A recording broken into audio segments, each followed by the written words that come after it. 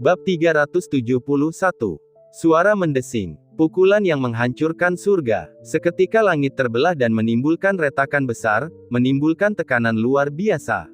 Di sekitar, entah mereka setan atau manusia, tak seorang pun yang dapat menahan gemetar ketakutan menghadapi pukulan ini.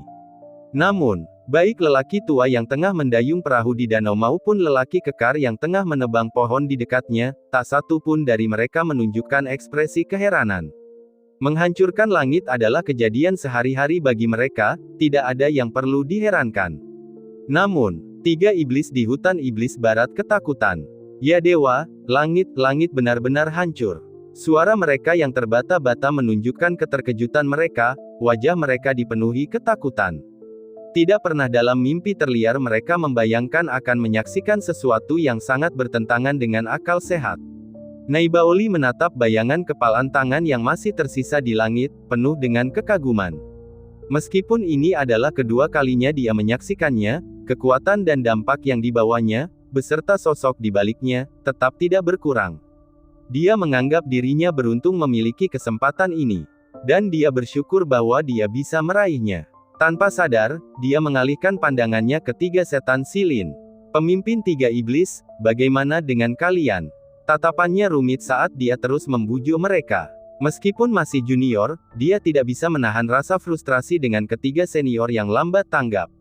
Namun, yang tidak disangkanya adalah sebelum dia sempat menyelesaikan kata-katanya untuk membujuk, tiga iblis silin berlutut di samping Lu Benwei.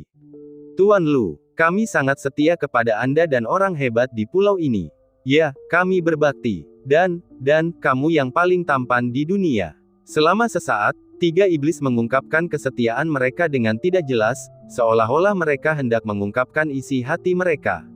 Rangkaian tindakan ini membuat Naibaoli terbelalak dan terdiam. Apakah ini trio pemimpin keras kepala yang sama seperti sebelumnya? Perubahannya terlalu mendadak. Namun, dia akhirnya menghela napas lega. Untungnya, ketiga pemimpin ini tidak bertahan dengan sikap keras kepala mereka sampai akhir.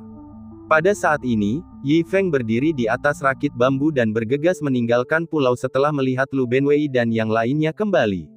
Dengan kedatangan Yi Feng, tatapan para iblis, termasuk mereka yang baru saja terbangun dari alam abadi, semuanya tertuju padanya. Orang ini jelas tidak menunjukkan fluktuasi apapun di tubuhnya, tetapi saat dia mendekat, setiap orang pasti merasa tertekan. Kekuatan internal mereka tidak dapat digunakan, dan bahkan ucapan mereka pun tertahan. Siapa sebenarnya orang ini? Para setan dari alam abadi tak kuasa menahan rasa penasarannya. Lumayan, nak, aku tidak menyangka kau bisa menangkap begitu banyak. Yi Feng melirik Lu Benwei dan berkomentar dengan santai sambil tersenyum. Hehehe, Lu Benwei tersenyum patuh di depan Yi Feng. Dentang, melihat hal itu, para setan dari alam abadi merasa tersentak. Mereka telah merasakan sendiri sifat Lu Benwei yang menakutkan dan mencekam. Hanya dengan beberapa patah kata, Hei Yu dapat menghadapi mereka dengan mudah. Itu saja sudah membuktikan kekuatannya. Namun, sosok menakutkan berjubah hitam ini kini tersenyum patuh di hadapan manusia ini. Mereka langsung mengerti, orang di depan mereka mungkin adalah orang besar yang sebenarnya. Lagi pula, dilihat dari ucapannya, tampaknya dialah yang mengatur penangkapan mereka. Namun apa sebenarnya tujuannya melakukan hal tersebut? Siapakah dia sebenarnya? Para setan dari alam abadi ini merenung dalam-dalam. Pada saat yang sama, mereka secara mengejutkan tenang. Karena mereka tahu bahwa perlawanan tidak akan ada gunanya menghadapi orang-orang ini, maka tidak ada gunanya untuk melawan. Satu-satunya cara adalah dengan mencari tahu niat orang ini, mencari kesempatan untuk melarikan diri, dan kemudian melapor kembali kepada Su Xuanjun. Baiklah, coba aku lihat apa yang kau bawa kembali. Yi Feng berdiri dengan tangan di belakang punggungnya, menatap para iblis yang diikat oleh rantai besi. Seekor macan tutul. Tatapan Yi Feng langsung tertuju pada Naibaoli, mengamatinya dari atas ke bawah. Kulit kepala Naibaoli menjadi mati rasa, dia gemetar karena gugup, lalu menundukkan kepalanya. Baiklah, dengan berat hati aku ambil yang ini. Yi Feng mengangguk. Naibaoli menghela napas lega, menyadari bahwa dia telah mendapatkan pengakuan orang ini. Setelah mengalihkan pandangannya dari Naibaoli, Yi Feng kebetulan melihat kembali ketiga setan silin. Kalau sebelumnya, mereka mungkin akan melawan dengan berbagai cara. Namun, setelah menyaksikan pukulan mengerikan Yi Feng tadi, mereka tidak berani memikirkan hal itu dan langsung bersujud di tanah. Namun, kata-kata Yi Feng berikutnya menghancurkan semangat mereka. Ketiga orang yang kau tangkap tadi tampak tidak jujur dan terlalu lusuh. Biarkan saja mereka pergi. Yi Feng melambaikan tangannya dengan tidak sabar. Ya, Lu Benwei mengangguk dan menyeret ketiga iblis itu. Ah, merayu. Ketiga iblis itu berjuang, mencoba berbicara, tetapi tidak ada kata yang keluar. Mereka hanya bisa mengeluarkan raungan sambil berjuang mati-matian. Namun, bagaimana mereka bisa lepas dari Lu Benwei? Mereka terlempar jauh dalam sekejap. Untuk sesaat, ketiga setan yang putus asa itu menyesal teramat dalam. Mereka mengerti, kesempatan yang datang dari surga itu telah luput dari genggaman mereka. Menyesali, mereka menyesal. Dengan lenyapnya tiga iblis silin, Yi Feng akhirnya tiba di hadapan para iblis di alam abadi, di bawah tatapan orang banyak. Hal ini membuat mereka gugup. Mungkin sekarang, mereka dapat melihat apa yang sebenarnya ingin dilakukan orang ini. Ini sudah cukup. Yi Feng mengangguk, lalu bertanya, ngomong-ngomong, apakah mereka semua ditangkap dari tempat yang sama? Lu Benwei cepat-cepat mengangguk. Bagaimana dengan pemimpinnya? Seharusnya ada pemimpin, kan? Bukankah dia sudah ditangkap? Yi Feng tidak dapat menahan diri untuk bertanya. Lagi pula, dia memiliki banyak pengalaman di hutan, dan biasanya, binatang buas hutan ini diorganisasikan dalam kelompok, dengan seorang pemimpin. Dan binatang buas di depannya tampak sopan, jadi Yi Feng menjadi tertarik pada pemimpin mereka. Dia pasti terlihat sangat mengesankan, bukan? Jika dia dapat menangkap raja itu juga, itu akan menambah cita rasa di wilayahnya. Tidak, dia tidak ditangkap. Lu Benwei menundukkan kepalanya. Baiklah, kalau begitu kurung binatang buas ini untuk saat ini. Kita akan melakukan perjalanan lain di lain hari dan menangkap raja itu juga, kata Yi Feng santai.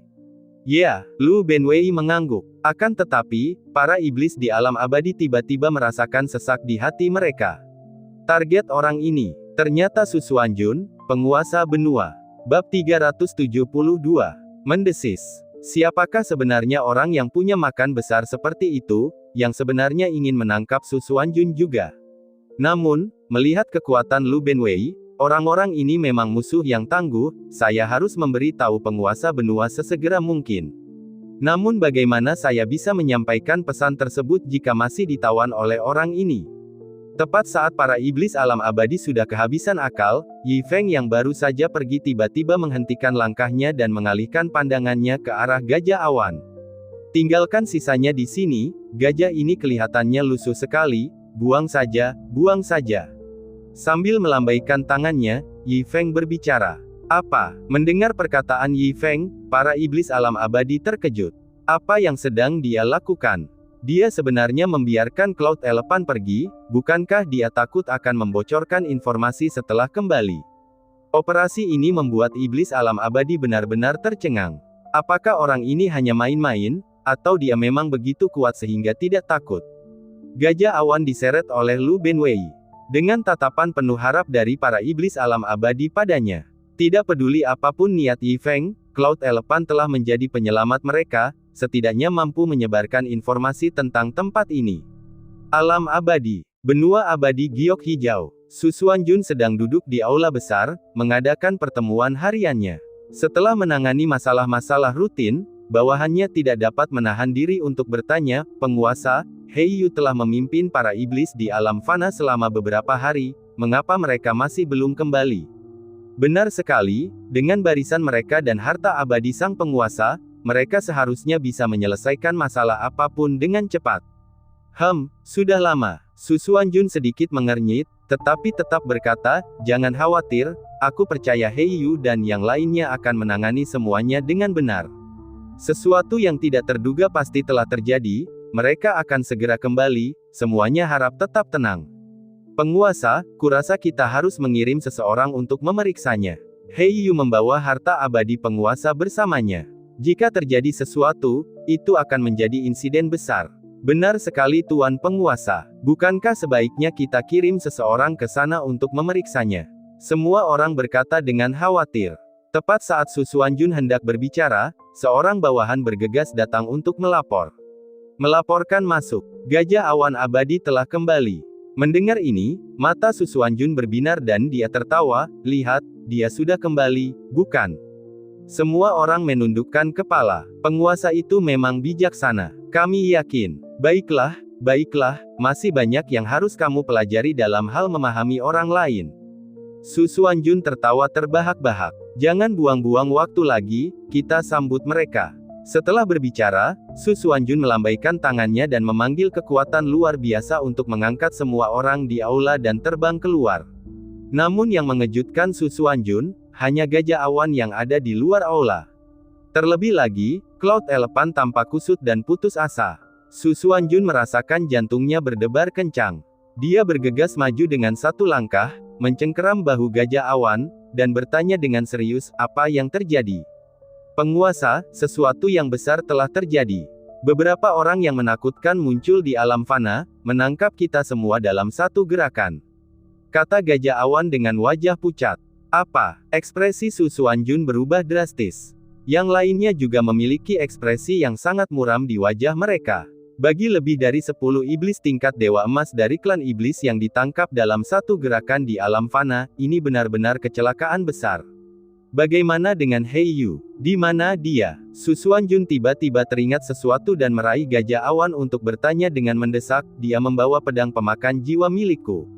Menghadapi mereka, apakah dia masih tidak mampu melawan balik dengan harta abadi itu? Bagaimana mungkin dia tidak menggunakan harta itu untuk membantu kalian semua melarikan diri? Bab 373. Saat Hei Yu disebutkan, seluruh wajah Cloud Elephant berubah. Sambil menggertakkan giginya, dia mengucapkan kata demi kata dengan penuh kebencian, alasan mengapa kita benar-benar musnah adalah karena Hei Yu. Hei Yu sudah lama mengkhianati kita. Apa? Hei Yu mengkhianati kita. Kalimat ini bagaikan tamparan keras di wajah Su Xuanjun. Ia tidak pernah menyangka bahwa orang kepercayaannya yang telah mengikutinya selama 10.000 tahun akan langsung mengkhianatinya. Katakan padaku apa yang sebenarnya terjadi. Aku sangat menghargainya, bahkan aku cukup percaya padanya untuk memberinya harta karun abadi, bagaimana mungkin dia mengkhianatiku? Su Xuanjun bertanya dengan tidak percaya. Penguasa benua, Hei Yu benar-benar mengkhianati kita. Dia tidak hanya mengkhianati kita, dia juga menyerahkan semua harta karun abadi dan pil abadi milik penguasa benua kepada pihak lain tepat di depan kita. Gajah awan menceritakan keseluruhan ceritanya. Apa? Kalimat ini langsung membuat Su Xuanjun yang marah tiba-tiba mundur selangkah. Darah mengalir dari sudut mulutnya, dan seluruh tubuhnya bergetar hebat. Penguasa benua, tenangkan amarahmu. Penguasa benua, apakah Anda baik-baik saja? Melihat ini, yang lain buru-buru mendukung Su Xuanjun. Su Xuanjun melambaikan tangannya yang besar, dan anak buahnya didorong oleh kekuatan yang tak terlihat.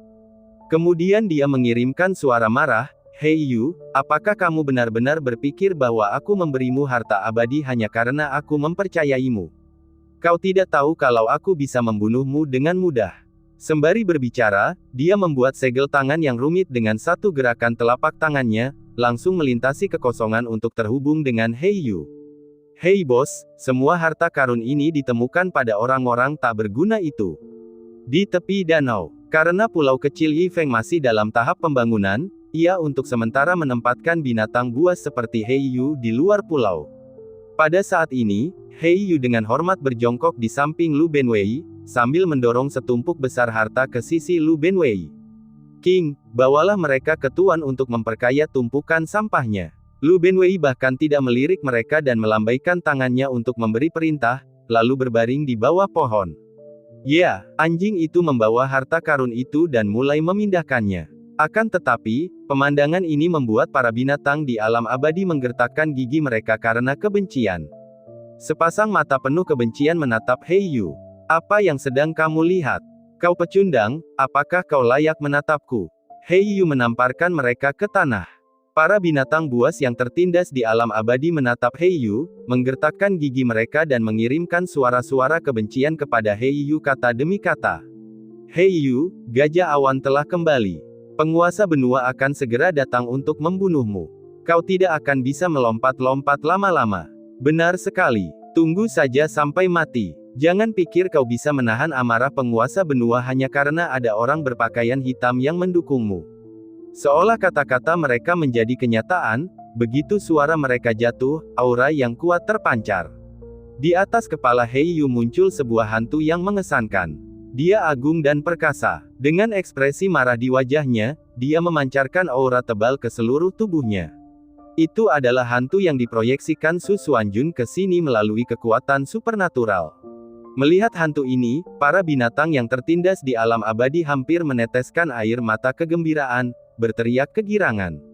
Heiyu, bagaimana aku, Su Xuanjun, memperlakukanmu?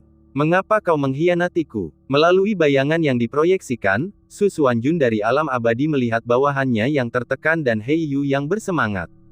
Dia langsung menjadi marah dan mengeluarkan suara yang keras. Dasar orang tua brengsek, sekarang sudah malam, apalagi yang masih kau teriakkan? Bagaimana kamu memperlakukanku? Bah, kau memberiku daging mentah selama 10.000 tahun. Apakah kau pernah memikirkan perasaanku? Dengan Lu Benwei di belakangnya, Heiyu sama sekali tidak takut. Dia meletakkan tangannya di pinggul dan memarahi dengan keras. Kamu. Melihat ini, Su Xuanjun gemetar karena marah, wajahnya dingin saat dia mengancam, apapun alasanmu, tidak ada yang berani mengkhianatiku. Sekarang aku akan memberimu kesempatan untuk menebus dirimu sendiri. Bawa kembali harta abadi dan pil abadi milikku, dan aku akan meninggalkanmu mayat utuh. Kalau tidak, apa yang dapat kamu lakukan? Akan tetapi, sebelum Su Xuanjun selesai berbicara, dia disela oleh Heiyu. Apakah kau pikir kau masih berada di benua abadi giok hijau yang rusak? Kau bahkan tidak melihat siapa yang menjadi milikku sekarang. Beraninya kau bersikap begitu sombong di sini. Ayo, bunuh aku. Kumohon, bunuh aku. Heiyu memberi isyarat kepada Su Xuanjun dengan jari-jarinya di pinggul, kata-katanya penuh dengan provokasi. Kamu. Su Xuanjun gemetar karena marah. Dalam kemarahannya, udara di sekitarnya menjadi terdistorsi. Bawahannya juga berada di bawah tekanan yang luar biasa. Kalau begitu, meskipun aku tidak menginginkan harta karun abadi lagi, aku akan menekan dan membunuhmu saat itu juga. Su Xuanjun yang marah tidak bisa lagi tetap tenang. Dengan jentikan telapak tangannya, hantu itu juga mengulurkan telapak tangannya. Jejak telapak tangan yang tebal bergemuruh ke arah Heiyu. Tunggu. Tetapi begitu telapak tangannya jatuh, seluruh tubuhnya tiba-tiba bergetar dan telapak tangannya menegang di udara. Sebab dari sudut mata hantu itu ia telah menangkap sesuatu yang tidak biasa, bahkan menakutkan. Baru saja, lelaki tua itu mendayung perahu ke danau itu. Dia segera mengangkat matanya ke arah danau. Dan saat dia menoleh, lelaki tua pendayung itu juga kebetulan meliriknya. Tersenyum. Tetapi justru pandangan tersenyum inilah yang hampir membuat jiwa Su Xuanjun ketakutan. Mendesis. Dia memikirkan tentang keberadaan yang mengerikan dan legenda yang mengerikan. Dia segera menarik kembali pandangannya dan hendak mempertimbangkan apa yang harus dilakukan ketika dia melihat sesuatu yang bahkan lebih mengerikan.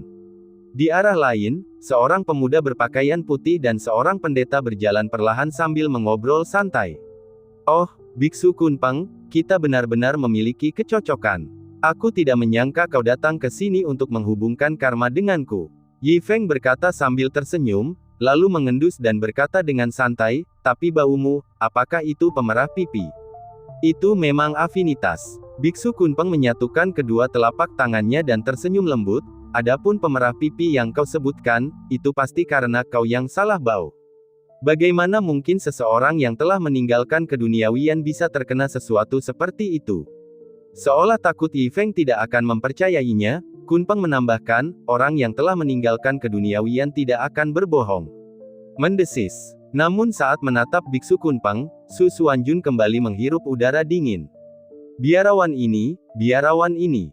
Memikirkan hal ini, seluruh tubuhnya sudah gemetar. Saat dia bimbang antara mundur dan membunuh Heiyu, pemandangan yang tak sengaja dia lihat sekilas membuatnya begitu ketakutan hingga ketujuh lubangnya mengeluarkan asap. Bab 374. Pada saat ini, Su Xuanjun melihat 7 atau 8 orang sedang mengikat dan membawa patung yang tampak aneh. Pelan-pelan, jangan sampai menabrak apapun, Yi Feng yang tengah mengobrol dengan Kun Peng pun berteriak tergesa-gesa saat melihat kejadian itu. Dia punya sepasang patung aneh ini. Dia pernah mengambilnya dari luar sebelumnya dan biasanya meletakkannya di pintu masuk aula seni bela diri sebagai singa penjaga untuk menambah kesan megah. Namun, setelah lama memandanginya, Yi Feng mulai tidak menyukainya. Bentuknya tidak hanya aneh, tetapi juga tampak menakutkan pada pandangan pertama. Jadi, belakangan, Yi Feng hanya menggunakannya untuk menggantung kaos kaki dan kain lap, dan terkadang saat anjing malas itu ingin buang air kecil, mereka akan mengangkat kaki dan mengencinginya. Akibatnya, lama-kelamaan, mereka tertutup lapisan lumut dan tampak agak lusuh, bahkan mengeluarkan bau aneh. Baru-baru ini Yi Feng teringat keberadaan sepasang patung ini. Sekte Gengsi. Setelah berpikir sejenak, dia merasa bahwa membersihkan sepasang patung ini dan menempatkannya di pintu masuk setelah pindah ke pulau itu seharusnya masih bisa membuat orang kagum. Lagi pula, tidak ada yang tahu apa yang diukir pada benda-benda ini, bukan? Seharusnya tidak apa-apa untuk dengan sombong mengklaim bahwa mereka adalah sejenis binatang suci. Tidak seorang pun mungkin meragukannya. Setelah mengarahkan orang-orang ini untuk membawa salah satu patung ke pantai, Yi Feng memberi isyarat kepada lelaki tua yang baru saja mendayung mendekat. "Hei, orang tua, cepatlah kemari." Melihat hal itu, lelaki tua itu pun bergegas mendayung perahu kembali dan berhenti di tepi pantai. "Orang tua, pegang perahunya dengan kuat dan jangan bergerak," perintah Yi Feng. "Ya, Tuan." Orang tua itu menopang rakit bambu itu dengan kuat menggunakan tongkat bambu dan menstabilkannya di tepi pantai. Kemudian, di bawah arahan Yi Feng, kelompok itu dengan hati-hati memuat patung itu ke rakit bambu. "Oh, benda ini sangat berat," keluh Yi Feng. Ia kemudian memanggil biksu itu, "Biksu, kemarilah dan bantulah." "Baiklah, pelindung." Sang biksu tersenyum lembut, menyingsingkan lengan bajunya yang longgar, dan datang untuk membantu. "Patung ini, patung apa ini sebenarnya?" Sementara itu, sosok ilusi Su Xuanjun terus menatap patung itu, dan suaranya yang gemetar dan ketakutan terdengar. Dalam keterkejutan yang amat sangat, sosok ilusinya telah lama bersembunyi dalam kegelapan tanpa menyadarinya, berlindung di balik pohon. Ia tidak pernah membayangkan bahwa pertama-tama ia akan melihat lelaki tua legendaris di sini, kemudian biksu yang berpenampilan glamor. Akhirnya, dia juga melihat patung misterius ini di sini. Hampir pada saat dia tersadar, sosok ilusinya berubah menjadi gumpalan asap biru dan menghilang seketika. Sekarang, dia tidak peduli lagi dengan kebencian atau tidak kebencian, membunuh Heiyu atau tidak membunuh Heiyu. Adapun bawahannya yang iblis, dia sudah lama melupakan mereka. Dia meninggalkan mereka di sana, menangis tak percaya. Tuan wilayah benar-benar melarikan diri secara tiba-tiba. Namun, saat sosok ilusi Su Xuanjun hendak melintasi kehampaan dan kembali ke alam abadi, di saat-saat terakhir, sebuah suara samar sepertinya mencapai telinganya. "Aku pasti akan datang menemuimu." Saat suara itu terdengar, samar-samar dia melihat sebuah bayangan menatapnya. Jantung Su Xuanjun berdebar kencang. Namun dia akhirnya berhasil menarik kembali sosok ilusi yang diproyeksikan itu dan berdiri diam di tempat, terengah-engah. "Itu seharusnya hanya ilusi, kan?" "Benar sekali, itu seharusnya hanya ilusi. Bahkan jika seseorang jauh lebih kuat dariku, mereka belum tentu bisa mendeteksi kehadiranku." Dia tidak dapat menahan diri untuk meyakinkan dirinya sendiri saat mengingat kata-kata halus saat pergi. Setelah sekian lama, dia akhirnya tenang. Tetapi begitu dia tenang, sekelompok bawahannya mengerumuninya dan mulai menyanjungnya. "Selamat atas kepulanganmu yang penuh kemenangan, Tuan Wilayah. Tuan Wilayah, Anda mengalami kesulitan. Dengan tindakan penguasa wilayah, Heiyu pasti terbunuh." Hahaha, seperti yang diharapkan dari penguasa wilayah, secara langsung menjatuhkan murka surgawi di dua wilayah pada Heiyu. Heiyu pasti sangat menyesalinya karena isi perutnya berubah menjadi hijau sekarang setelah dia mati. Mendengar perkataan ini, otot-otot wajah Su Xuanjun berkedut saat dia melotot. "Diam!" Dia dengan marah menegur mereka. Hal-hal bodoh ini benar-benar mengusik sarang tawon. Dan mereka bahkan berani mengatakan sesuatu tentang kemenangan yang gemilang. Baru saja, dia hampir mati ketakutan. Karena tidak dapat menahan diri, telapak tangannya bergerak cepat ke leher Cloud Elephant. Katakan padaku siapa yang memulai pengkhianatan He Yu, siapa sebenarnya orangnya. Itu. Wajah Gajah Awan tampak jelek karena dia tergagap. Jadi dia menceritakan semua yang diketahuinya, tentang Yi Feng dan Skull Benwei, juga kejadian di pulau kecil itu. Yi Feng adalah pemimpinnya. Apakah kau mengatakan bahwa Yi Feng ini seorang biksu atau orang tua? Su Xuanjun tidak dapat menahan diri untuk bertanya. Tidak juga, dia adalah seorang pemuda berjubah putih. Cloud Elephant dengan cepat menggambarkan penampilan Yi Feng.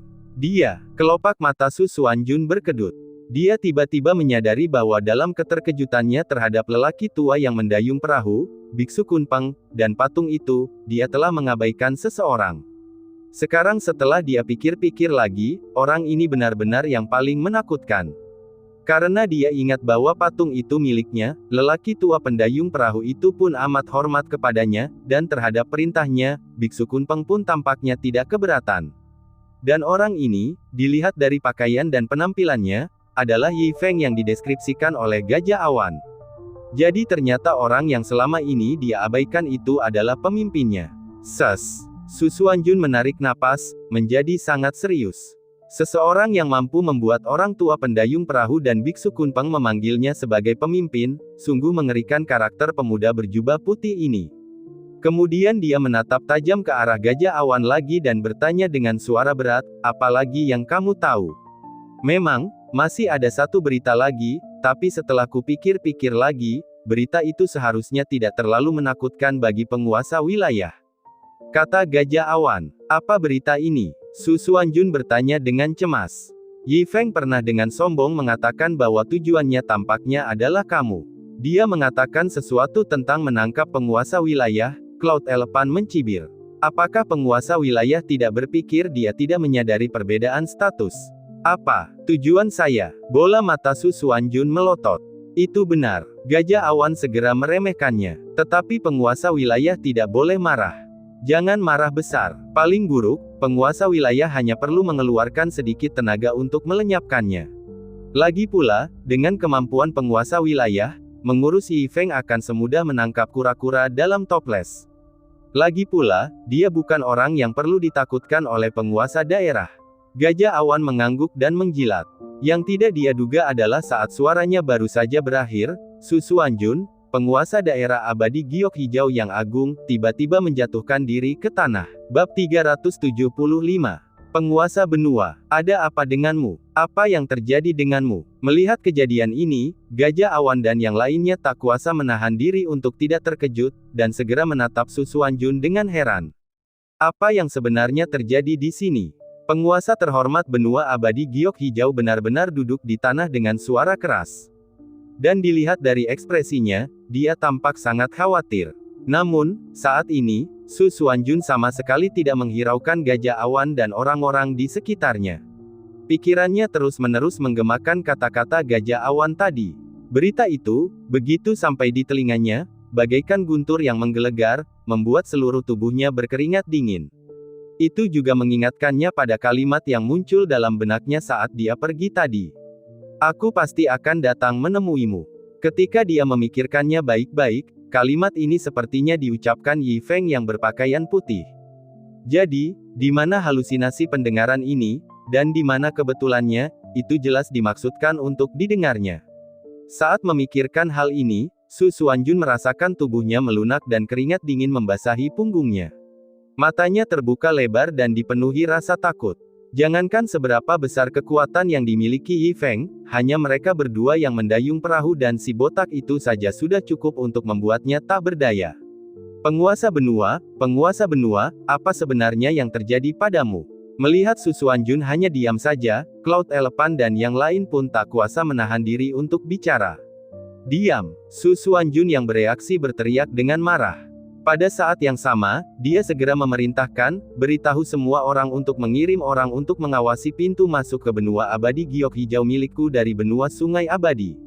Baik, Tuan Benua, serahkan masalah ini padaku. Melihat situasi ini, Gajah Awan segera menawarkan diri dan menepuk dadanya sambil berkata, tenanglah, Tuan Benua. Aku akan menjaga pintu masuk dan sama sekali tidak akan membiarkan siapapun dari benua sungai abadi masuk. Aku akan membunuh siapapun yang datang, membunuh mereka secara berpasangan jika ada dua yang datang. Setelah berbicara, wajah Cloud Elephant penuh dengan senyuman. Sekarang setelah Heiyu memberontak, dan para dewa emas dari ras monster lain telah ditangkap, ini juga menjadi kesempatan bagi Gajah Awan untuk maju. Jadi kapan lagi bukan saat yang tepat untuk memberi kesan kalau bukan sekarang. Akan tetapi, bertentangan dengan harapannya bahwa Su Xuanjun akan memujinya, baru saja dia selesai berbicara, Su Xuanjun menamparkan wajahnya. Aku akan membunuh ibumu. Su Xuanjun berkata dengan gigi terkatup, berteriak keras, aku hanya ingin kau menjaga pintu masuk dan memberi tahuku jika ada yang datang. Kapan aku memintamu untuk membunuh? Su Xuanjun benci karena dia tidak bisa menamparkan Gajah Awan sampai mati dengan satu tamparan. Kalau orang itu benar-benar datang, tidak dapat dipastikan siapa yang akan membunuh siapa, apalagi kalau dia benar-benar memprovokasi orang itu, maka sungguh tidak akan ada jalan kembali.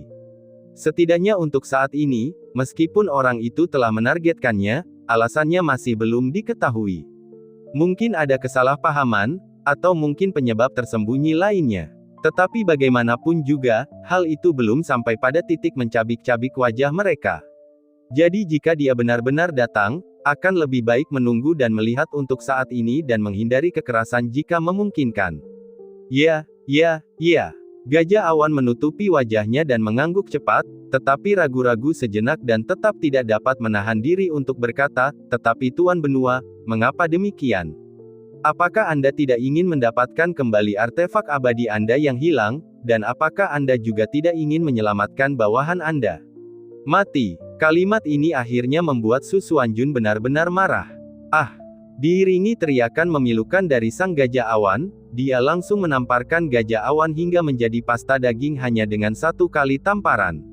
Orang yang tidak peduli pada orang lain itu malah harus menyebutkan titik lemahnya berulang kali. Bagaimana mungkin dia tidak marah? Dia marah. Khususnya untuk pedang pemecah jiwa itu, hati dan pantatnya terasa sakit jika kehilangannya. Tapi apa yang bisa dilakukan? Pergi ke sana sekali saja sudah lebih dari cukup. Sebaliknya, alangkah baiknya jika orang itu tidak datang mencarinya. Bab 376. Aku pasti akan menemukanmu. Di tepi danau, setelah patung aneh itu diangkat ke atas perahu, Yi Feng tak dapat menahan diri untuk tidak mendesah dalam-dalam, sambil menatap ke langit. Mungkinkah kamu menumbuhkan kaki dan terbang sendiri? Bergumam pada dirinya sendiri, dia tidak dapat menahan diri untuk berpikir tentang kantong uang yang secara tidak sengaja dia jatuhkan di dekat situ 2 hari yang lalu. Setelah mencari-cari dan tidak menemukannya, Yi Feng dengan berat hati menaiki kapal bersama Biksu Kunpeng. Konstruksi Anda di sini mengagumkan, dermawan. Setelah mendarat di pulau itu, suara lembut sang biksu bergema. Tentu saja, Yi Feng tersenyum puas, mengambil sebuah batu bata dari tanah dan menimbangnya di tangannya, lalu berkata dengan percaya diri, lihat, aku yakin kamu belum pernah melihat batu bata dengan kualitas seperti ini sebelumnya. Apakah ini batu bata? Melihat batu bata di tangan Yi Feng, Biksu Kunpeng yang sebelumnya ramah dan tersenyum, tak kuasa menahan diri untuk tidak mengangkat alisnya. Tentu saja, apalagi yang bisa terjadi? Bentuknya bersudut dan memiliki tepi. Yi Feng menatap aneh pada Biksu Kunpeng. Biksu Kunpeng terkejut sejenak, lalu setelah terdiam sejenak, dia bertanya, jadi, apa yang akan kau lakukan dengan batu bata ini? Lihat apa yang kamu katakan. Yi Feng tidak dapat menahan diri untuk tidak memutar matanya ke arah biksu itu dan menyindir, Anda bertanya untuk apa batu bata digunakan? Tentu saja, batu bata digunakan untuk membangun tembok. Apakah Anda menyarankan agar kita memakannya? Membangun tembok, katamu. Wajah lembut Biksu Kunpeng tak dapat menahan diri untuk berkedut, lalu bertanya lagi, jadi, apakah kamu punya banyak batu bata ini? Tentu saja, bisakah satu batu bata membangun tembok? Jadi, ada tumpukan di sana. Yi Feng melirik ke kejauhan dan berkata, tidak hanya itu, mereka masih dibuat di sana. Mendengar ini, Biksu Kunpeng menoleh. Mulutnya berkedut tanpa sadar. Benar saja, ada tumpukan besar. Dia menarik napas dalam-dalam, tidak tahu harus berekspresi apa, dan setelah beberapa lama, dia berkata, dermawan, Anda punya bahan-bahan yang bagus. Kamu menyanjungku, kamu menyanjungku. Yi Feng tersenyum rendah hati dan berkata, sebenarnya, kualitas batu bata ini tidak sesuai harapan saya, tetapi masih lebih baik daripada batu bata lainnya.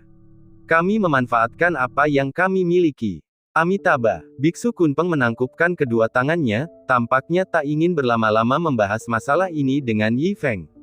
Maka, dia mengganti topik pembicaraan dan berkata dengan lembut, "Dermawan, saya datang ke sini untuk meminta sedekah. Saya harap Anda dapat membantu. Kalau soal makanan, tidak masalah. Tapi tiba-tiba aku punya ide yang ingin kubicarakan denganmu, Tuan." Yi Feng tiba-tiba teringat sesuatu dan cepat berkata, "Silakan lanjutkan, Dermawan." Biksu Kunpeng bertanya dengan lembut.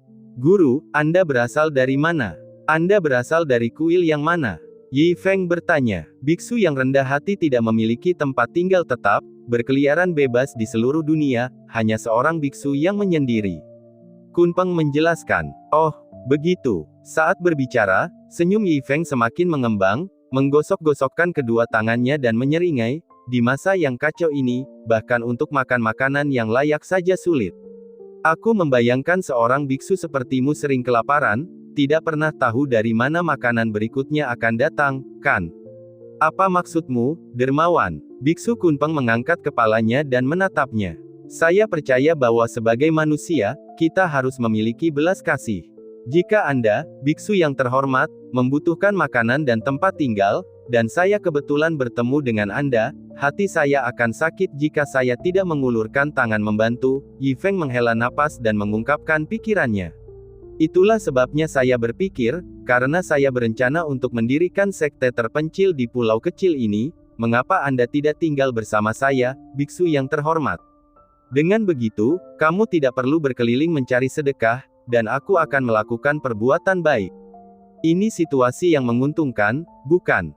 Yi Feng menambahkan, mengangkat alisnya ke arah Biksu Kunpeng. "Saya menghargai tawaran baik Anda, tetapi saya sudah terbiasa hidup santai." Biksu Kunpeng menolak dengan sopan sambil tersenyum. Mendengar ini, Yi Feng mengerutkan kening. Brengsek, ia telah berencana untuk menipu pendeta itu agar bergabung dengannya dan menjadi murid pertamanya, tetapi tampaknya pendeta itu tidak mau percaya.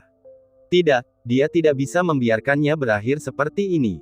Sebagai orang Huaxia yang bangga, dia selalu ingin segala sesuatunya berjalan sesuai keinginannya. Jadi dia tidak bisa menyerah begitu saja. "Katakan padaku, apa yang harus kau lakukan agar tetap tinggal?" Yi Feng memutuskan untuk tidak berpura-pura dan mengungkapkan niatnya yang sebenarnya. "Jangan memaksakan diri, Dermawan," jawab Biksu Kunpeng lembut. "Jika kau sungguh-sungguh ingin aku tinggal, kau harus memberiku alasan, atau lebih tepatnya, motivasi untuk tinggal," lanjut Biksu Kunpeng.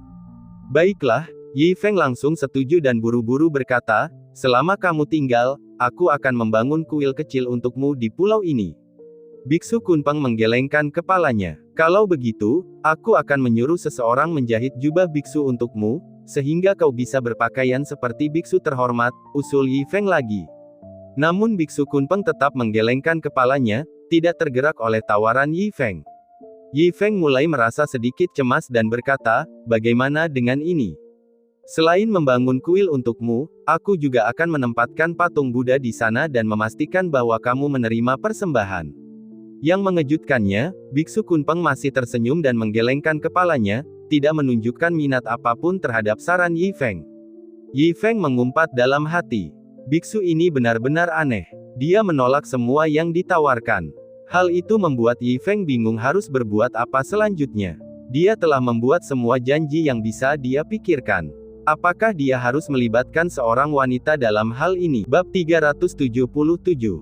Tentu saja, mustahil baginya untuk benar-benar menjanjikan seorang wanita, lagi pula pendeta tinggi ini bahkan tidak pernah melihat kuil yang dibakar api amarah, jadi bagaimana mungkin ia bisa tergerak oleh seorang wanita biasa?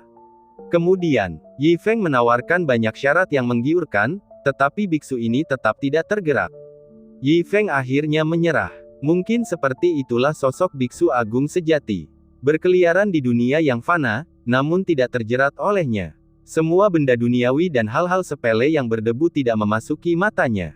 Biarkan saja, biarkan saja. Yi Feng juga sepenuhnya menyerah pada gagasan untuk mempengaruhi pikiran biksu tinggi ini yang dapat keluar dari air berlumpur tanpa ternoda.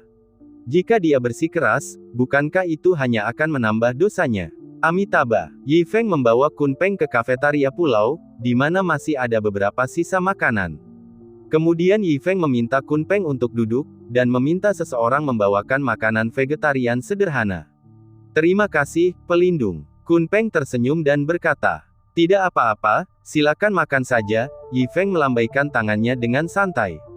Sebenarnya tidak buruk di sini, Tuan. Hanya saja aku. Sambil melirik makanan di tangannya, Kun Peng menjelaskan dengan lembut, aku benar-benar tidak punya motivasi untuk tinggal. Jangan bicara lagi, aku mengerti, kata Yi Feng acuh tak acuh. Setelah itu dia juga memikirkannya. Ketika dia membuat janji-janji itu sebelumnya dia agak terbawa suasana. Berapa banyak koin yang dibutuhkan untuk benar-benar membangun kuil dan patung Buddha itu? Baguslah Kun Peng tidak setuju, kalau tidak Yi Feng akan menyesal karena hatinya berubah hijau. Mendapatkan satu murid saja seperti ini, jika dia memiliki 100 murid, Yi Feng benar-benar tidak akan bisa bersenang-senang lagi. Beberapa saat kemudian, Kun Peng bangkit. Pelindung, biksu malang ini permisi dulu, Kun Peng mengatupkan kedua telapak tangannya dan berkata dengan lembut. Selamat jalan, Yi Feng bangkit, bersiap mengantarnya pergi. Silakan tinggal, pelindung. Saya bisa pergi sendiri, kata Kun Peng lembut. Baiklah, aku tidak akan mengantarmu. Pergilah sendiri, ada perahu di pantai. Yi Feng juga tidak berdiri dengan sopan dan berbicara dengan ringan. Kun Peng mengangguk pada Yi Feng, lalu bangkit dan pergi. Biksu itu, baru saja dia bilang perutnya lapar, tapi tidak makan sesuap pun. Aneh sekali, Yi Feng tidak bisa menahan diri untuk tidak mengeluh ketika melihat mangkuk dan sumpit yang telah diletakkan Kun Peng. Namun dia tidak ambil pusing dan terus berkeliling pulau untuk mencari kantung uang yang telah hilang beberapa hari yang lalu. Langkah Kun Peng ringan, dan wajahnya selalu tersenyum tipis dan lembut. Tatapan matanya yang lembut menyapu pelan ke sekelilingnya, dan karena tidak melihat seorang pun di sekitarnya, telapak tangannya perlahan meluncur ke pinggangnya. Sesaat kemudian, kaki ayam ditarik keluar. Beruntung sekali mendapat paha ayam ini, gumam Kun Peng pelan sambil menggigitnya dengan rakus. Beberapa saat kemudian, dia selesai mengunyah tulang ayam itu hingga bersih. Setelah membuang tulang telanjang itu, pandangannya menyapu area itu lagi. Banyak orang memasuki bidang penglihatannya. Namun sekilas perhatiannya tertuju pada Nyonya Chen. Ah! Dia menggelengkan kepalanya. Pada pandangan kedua, perhatiannya tertuju pada seorang wanita di tepi sungai yang tengah mengambil air, memandangi tubuhnya yang seberat 200 jin, Kun Peng bersendawa. Kemudian dia mengarahkan pandangannya kepada beberapa wanita lain di pulau itu, dan tak dapat menahan diri untuk menggelengkan kepalanya lagi. Amitabha, bagus sekali, bagus sekali. Kupikir akan ada beberapa hal jahat di sini yang akan membuatku menegakkan keadilan di tempat. Ternyata aku terlalu berharap. Tidak ada yang bisa kulakukan di sini, tidak ada yang bisa kulakukan. Dia mendesah karena merasa kehilangan, lalu berbalik untuk pergi. Namun baru berjalan 2 langkah, tubuhnya tiba-tiba berhenti. Dia membuka matanya lebar-lebar karena terkejut, menatap Zong Qing yang sedang duduk dengan tatapan kosong di bawah pohon di depannya. Fiuh, guru, buku bergambar ini sungguh surgawi. Jika pose ini dilakukan dengan Meng Tian, pikiran Zong Qing sepenuhnya terbenam dalam buku bergambar di tangannya. Wajah kecilnya memerah, sesekali mengangkat kepalanya dengan penuh kerinduan, sesekali menundukkan kepalanya untuk melirik celananya. Tanpa sepengetahuannya, ada seorang pendeta di belakangnya, yang sedang menatap tajam buku di tangannya. Betapa berharganya, betapa berharganya. Saya tidak menyangka masih ada hal-hal baik seperti ini di dunia ini. Terutama pose ini, membuat seseorang melihat cahaya, dan membangkitkan keinginan yang tak tertahankan untuk mencobanya. Menatap halaman bergambar itu dengan matanya, Kun Peng merasa amat gembira. Lalu, suara bermartabat keluar dari mulutnya. Pelindung, mengapa engkau terlibat dalam hal-hal yang merusak seperti itu di usia mudamu? Tanyanya dengan jujur. Zong Qing sangat ketakutan. Dia segera berdiri dengan panik, berbalik untuk melihat Kun Peng yang muncul entah dari mana. Aku.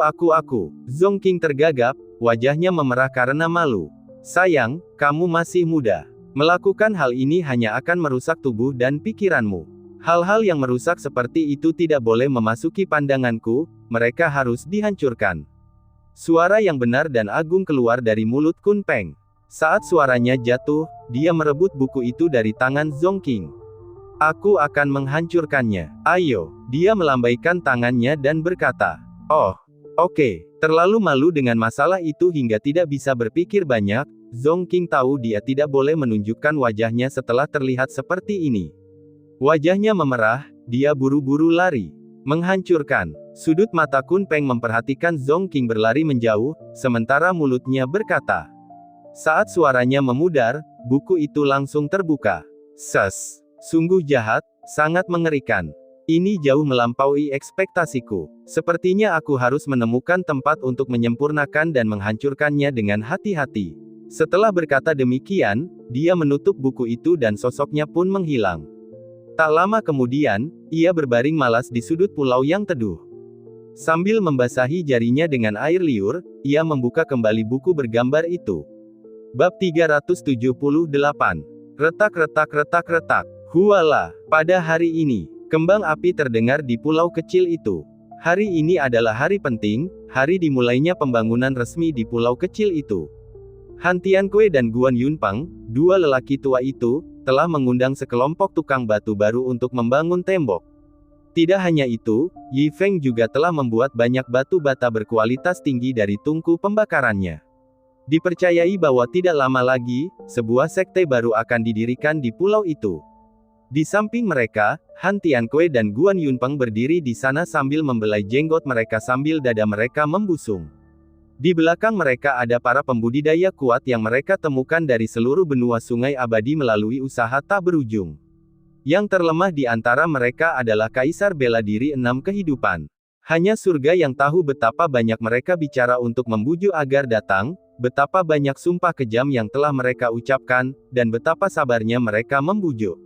Hari ini akhirnya menjadi hari bagi mereka untuk mengangkat alis dan meludah dengan bangga. Melihat bagaimana kelompok itu menatap tumpukan batu bata di tanah, jelas mereka akan patuh mulai sekarang. Dan di masa mendatang di pulau ini, mereka juga harus memperhatikan wajah mereka ketika berbicara. Jadi bagaimana jika Anda adalah seorang kaisar di luar sana? Di sini Anda akan patuh. Kami berdua orang tua yang ditunjuk oleh tuannya, siapakah yang berani menentang perintah? Mengapa kamu begitu cemas? Apakah kamu belum pernah melihat dunia? Han Tianque berteriak pada sekelompok tukang batu dan Kaisar Bela Diri di belakangnya. Benar sekali, apakah kamu mengerti perintah? Ini bukan tempat asalmu. Di sini, semuanya harus dilakukan dengan hati-hati. Guan Yunpeng juga menimpali, melipat tangannya di belakang punggungnya dan melotot ke semua orang. Menghadapi omelan dari dua orang yang pangkatnya jauh lebih rendah, para Kaisar Bela Diri semuanya menundukkan kepala. Mereka tidak buta. Bukan hanya tumpukan batu bata itu, tetapi setiap orang yang berjalan santai di pulau itu membuat jiwa mereka bergetar. Jadi dalam situasi ini, siapa yang berani bertindak gegabah? Namun semangat membara di mata mereka masih belum bisa disembunyikan. Kaki mereka menghentak tanah, seperti anak panah pada busur yang kencang, hampir tidak sabar untuk mulai memindahkan batu bata. Baiklah. Ayo mulai bekerja, teriak Yi Feng untuk memulai secara resmi setelah upacara sederhana. Ketuk ketuk ketuk ketuk ketuk. Saat suaranya mereda, suara langkah kaki terdengar bagai air pasang. Sekelompok tukang batu itu berlarian ke arah tumpukan batu bata seolah-olah mereka sudah gila. Batu bata ini, num-nom, hahaha. Mereka tertawa terbahak-bahak, sebagian memeluk batu bata dan menciuminya dengan erat, sebagian lagi menerkam ke atas batu bata, benar-benar tampak seperti serigala yang rakus. Para tukang batu ini benar-benar terlalu bersemangat. Kata Yi Feng tak percaya. Namun tak lama kemudian, senyum puas muncul di wajahnya. Harus diakui, ada beberapa hal di sini yang melampaui dunianya sebelumnya. Kemurnian, etika, dan semangat kerja orang-orang di sini. Ambil contoh para tukang batu ini. Semangat mereka dalam bekerja sudah mencapai titik puncaknya. Lihat, mereka baru saja mulai dan sudah bekerja dengan gila-gilaan. Batu bata yang bergerak itu menggerakkan batu bata, dinding bangunan itu membangun dinding. Melihat bahwa pengaturan akhirnya memuaskan sang guru, Han Tianque dan Guan Yunpeng akhirnya menghela napas lega. Tapi di antara kita berdua, kitalah yang paling tidak berguna di pulau ini. Han Tiankui bergumam. Benar sekali, kamilah yang paling tidak berguna. Guan Yunpeng meratap pelan, saya sangat iri dengan muridmu. Dengan bantuan guru, dia secara langsung memurnikan begitu banyak batu bata di tingkat abadi. Masa depannya tidak terbatas. Ahem, itu juga keberuntungannya sendiri. Aku hanya berharap kita juga akan segera mendapatkan keberuntungan dari guru, kata Han Tiankui. Jangan terburu-buru, kalau sudah waktunya, kita pasti akan menerimanya. Guan Yunpeng menasihati. Han Tiankui menundukkan kepalanya dan tidak berbicara lebih jauh, hanya mengangguk patuh. Hei, kalian berdua orang tua, mau permen kacang? Yi Feng memanggil kedua orang tua itu. Keduanya segera mengangkat kepala dan menatap Yi Feng dengan bingung. Ini, makanlah permen. Yi Feng mengabaikan mereka dan langsung melemparkan 2 pil. Ini diberikan kepadanya oleh Hei Yu, yang juga memberinya pisau kecil yang entah dari mana. Dia sudah mencoba salah satu pil itu. Rasanya asam, namun akan sia-sia jika membuangnya, jadi sebaiknya ia memberikannya kepada kedua lelaki tua itu. Adapun belati, Yi Feng memeriksanya. Tidak terlihat banyak, mungkin lebih banyak barang rongsokan yang diambil Hei Yu dari suatu tempat. Dia dengan santai memasukkannya ke dalam sakunya dan pergi. Kedua lelaki tua itu bergegas menangkap pil yang dilemparkan Yi Feng, dan tercengang di tempat.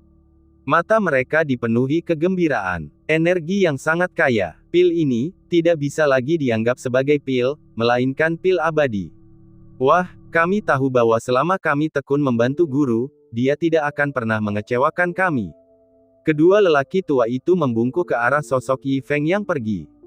Yi Feng memanggil Ye Bei untuk beristirahat dari tugasnya dan membantu memindahkan barang-barang dari aula seni bela diri. Lagi pula, dia sekarang sudah pindah sepenuhnya ke pulau kecil, jadi Yi Feng ingin membawa keperluan sehari-harinya dan beberapa barang yang disukainya. Aula seni bela diri tetaplah aula seni bela diri. Kadang-kadang, ia masih akan kembali dan tinggal di sana jika ia punya waktu. Yi Feng memimpin Ye Bei dan yang lainnya bolak-balik selama 2 hingga 3 hari, dan akhirnya memindahkan banyak barang dari aula seni bela diri. Segala sesuatunya tertata rapi di sana dan tidak tampak banyak hal. Tapi kalau ditelusuri satu persatu, banyak banget barangnya, semua jenis barang berantakan. Begitu banyak barang yang dibawa Yi Feng dari balai seni bela diri ditaruh di seluruh ruang terbuka di pulau kecil itu, di bawah pohon-pohon dan di atas batu. Misalnya, buku-bukunya, kursi malas dari halaman, kipas angin, payung, dan segala jenis barang aneh. Alam abadi. Semenjak hari itu bersama Hei Yu, Su Xuanjun terus berkultivasi secara menyendiri. Ia mengatakan bahwa dirinya sedang berkultivasi secara terpencil, tetapi sebenarnya ia sedang bersembunyi. Setiap hari bersembunyi seperti ini sulit ditanggung, hidup dalam kecemasan terus-menerus. Tetapi tiba-tiba, dia memikirkan sesuatu yang tidak beres. Tukang perahu dan pendeta itu seharusnya tidak ada di dunia ini. Identitas mereka hanya tebakanku sendiri. Tidak ada bukti lain. Jadi jika tukang perahu dan pendeta itu bukan seperti yang kuduga, maka pria berjubah putih Yi Feng itu juga tidak akan sehebat yang kubayangkan. Dia mondar-mandir di aula. Semakin dia memikirkannya, semakin dia merasa seperti dia baru saja menakuti dirinya sendiri kali ini. Lalu, dia mengangkat kepalanya. Dia membuat keputusan besar dalam hatinya. Aku akan ke pulau itu lagi untuk menyelidikinya dengan benar. Bab 379. Alasan mengapa dia masih ingin turun langsung dan menyelidikinya adalah karena dia tidak ingin terus-menerus hidup dalam kecemasan dan ingin mencari ketenangan batin.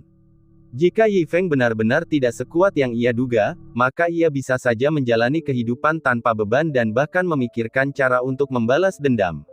Tentu saja dia juga tidak impulsif. Lagi pula, tidak ada yang bisa dikatakan pasti dalam segala hal. Dia datang ke sel hukuman mati di benua abadi Giok Hijau dan melihat sekelompok narapidana hukuman mati ini. Kemudian dia memilih satu dan membawanya ke kamarnya yang tertutup. Dalam sekejap, dia melantunkan mantra dan sering membuat segel tangan. Dengan jeritan memilukan dari narapidana hukuman mati, jiwanya langsung ditarik keluar. Setelah jiwanya ditarik keluar, narapidana hukuman mati itu pun langsung jatuh ke tanah dan menjadi mayat dengan mata terbelalak. Mengembun. Dengan teriakan lembut, setetes darah mengalir keluar dari ujung jari Su Xuanjun dan langsung menuju ke jiwa. Tetesan darah itu menyebar dan menyelimuti jiwa. Sedikit kesadaran yang tersisa dari narapidana hukuman mati itu langsung musnah.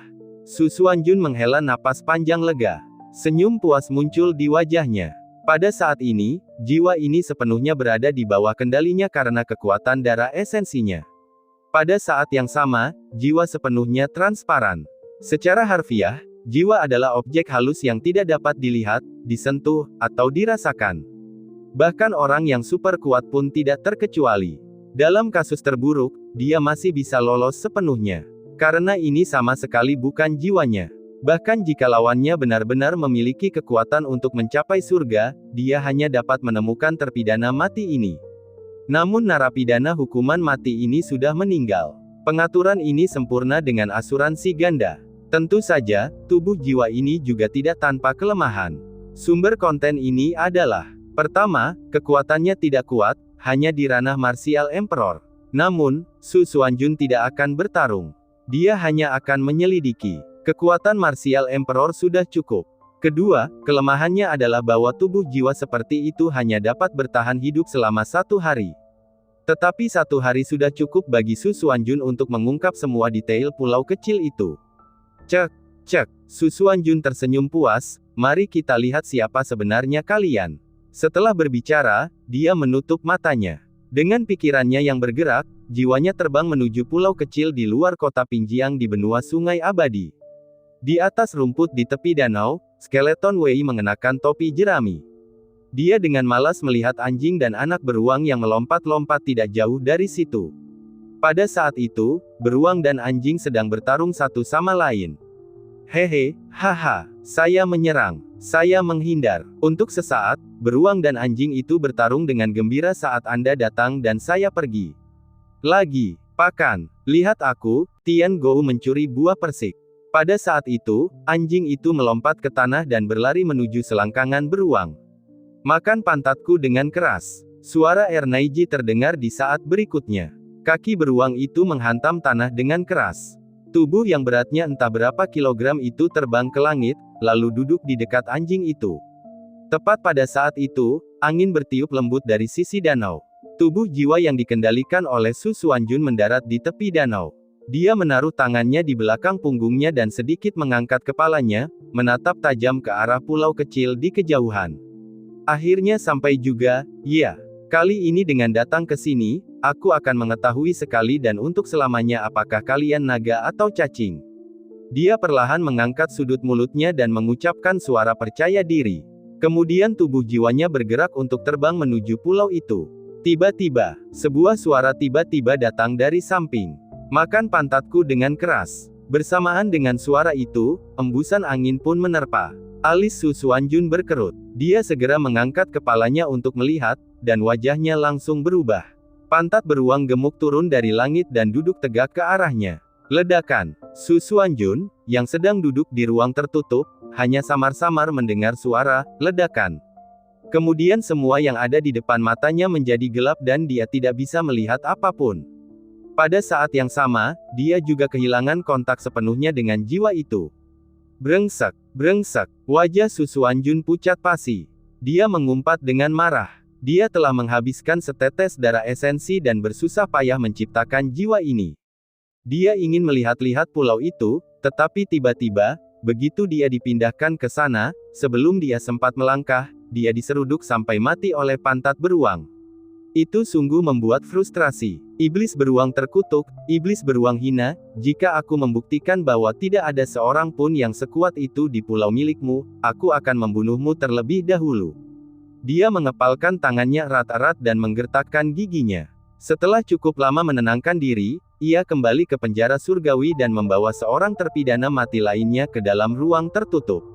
Itu benar, kegagalan sebelumnya tidak membuatnya patah semangat untuk tetap melanjutkan perjalanan ke pulau kecil itu. Karena menurutnya, kegagalan sebelumnya murni karena nasib buruk.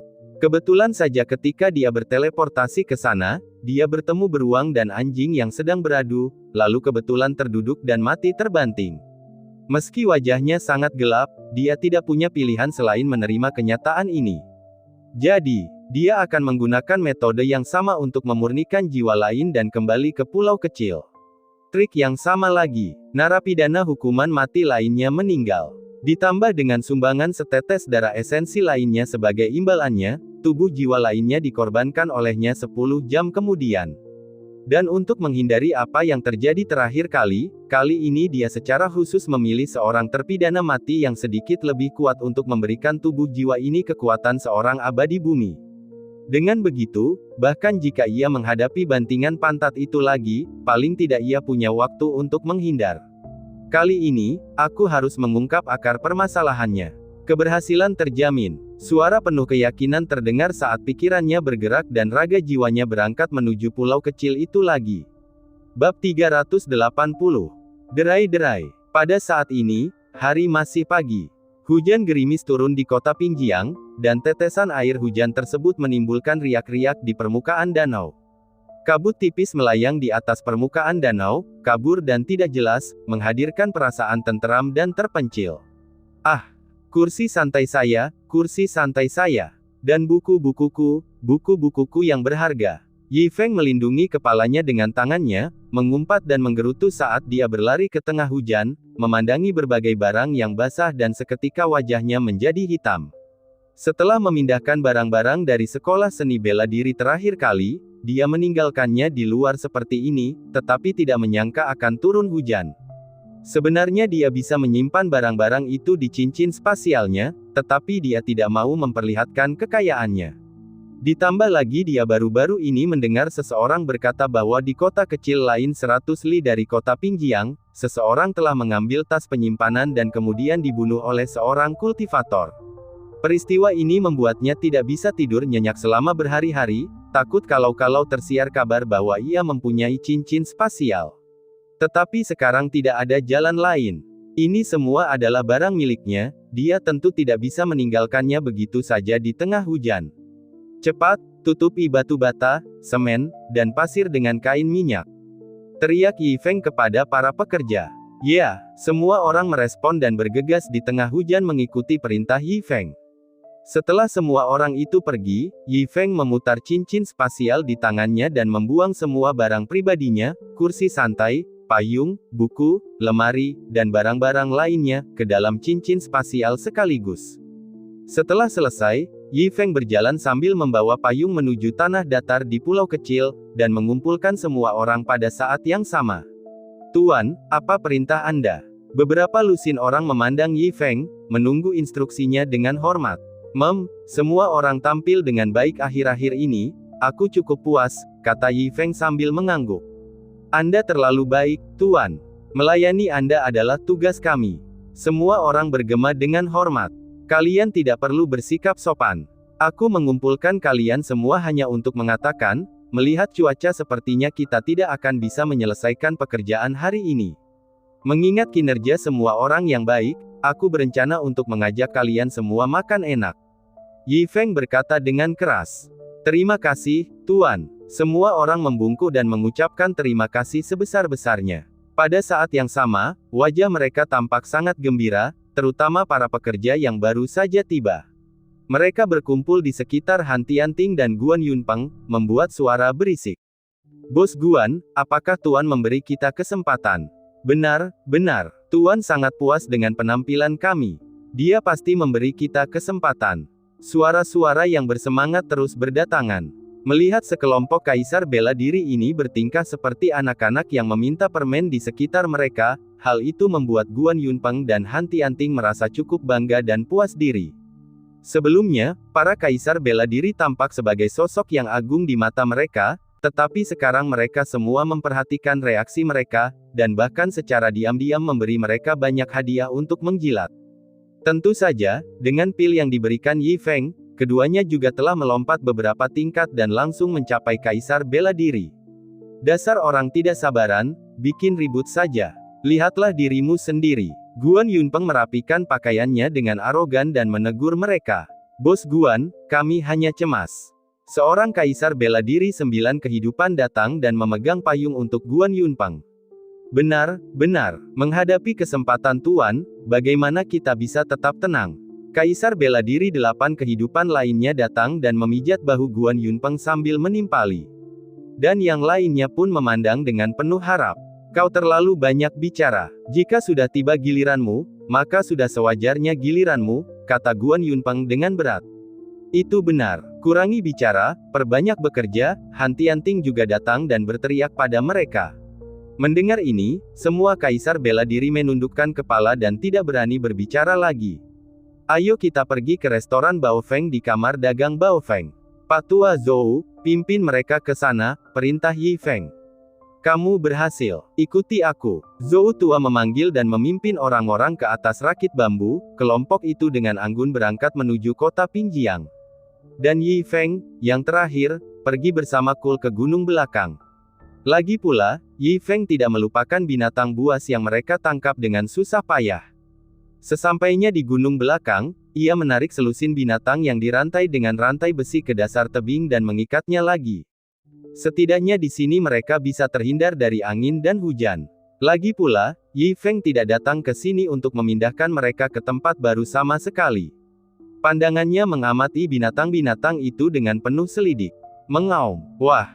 Mendesis. Melihat Yi Feng lagi, melihat pemimpin para penjahat itu lagi, beberapa binatang buas dari alam abadi segera menampakkan wujud yang ganas, memamerkan taring tajam dan meraung ke arah Yi Feng.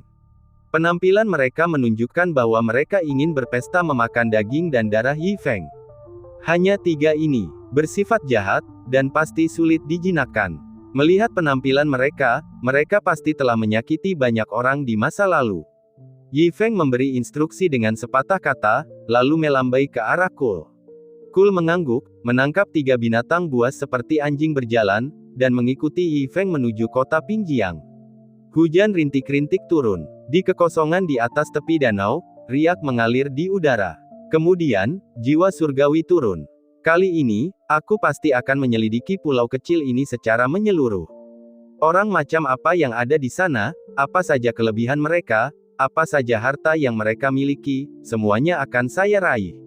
Menatap pulau kecil di kejauhan, suara Su Xuanjun terdengar penuh percaya diri. Lalu jiwanya tergerak dan melangkah menyeberangi danau menuju pulau. Namun setelah tiba di pulau itu dan melihat sekelilingnya, dia langsung terpana. Di mana orang-orangnya? Kemana mereka semua pergi?